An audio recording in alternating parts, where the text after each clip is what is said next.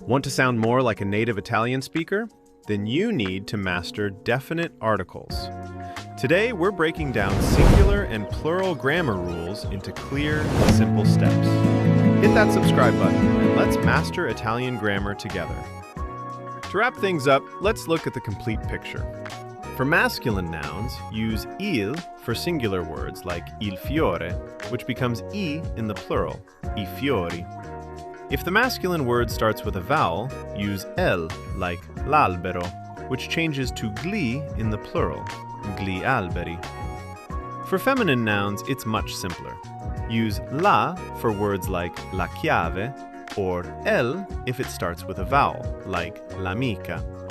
In the plural, both of these always switch to le, giving us le chiavi and le amiche. Master these patterns and you've unlocked Italian definite articles.